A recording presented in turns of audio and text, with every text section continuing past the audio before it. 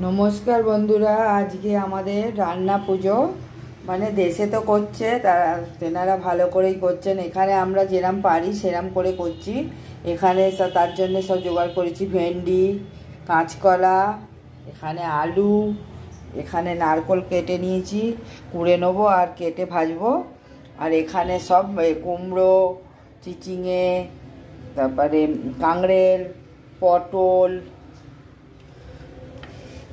এখানে আছে কি বলে করলা, বেগুন সব আছে এখানে। সব এইসব নিয়ে ভাজা হচ্ছে, জন্য কেটে নিয়েছি। এখানে ডাল সেদ্ধ করে নিয়েছি।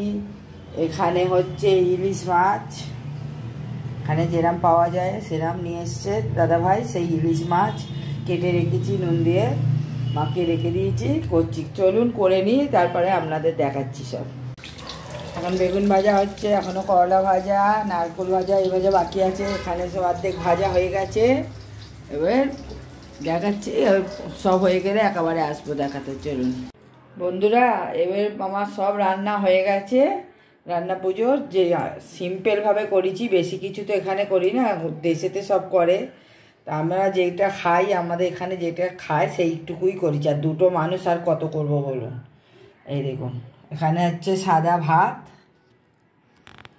এই যে সাদা ভাত হয়ে গেছে।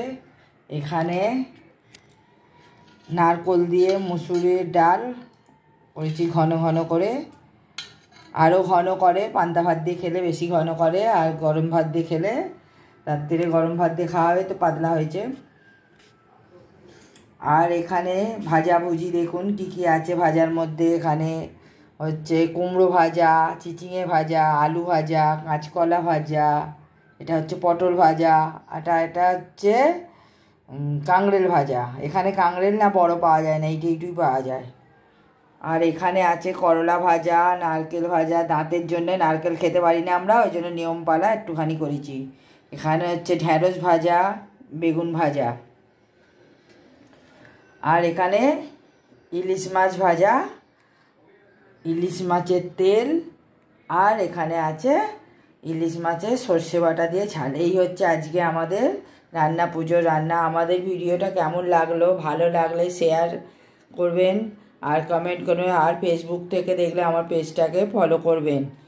চলুন রাখছি, ধন্যবাদ। আবার একটা নতুন ভিডিও নিয়ে আপনাদের সামনে আসবো। আর যারা আমার ভিডিও দেখতে ভালোবাসেন তাদের অনেক অনেক ধন্যবাদ, অনেক অনেক ভালোবাসা। ভালো থাকবেন, সুস্থ থাকবেন। আবার একটা নতুন ভিডিও নিয়ে চলে আসবো। চলুন।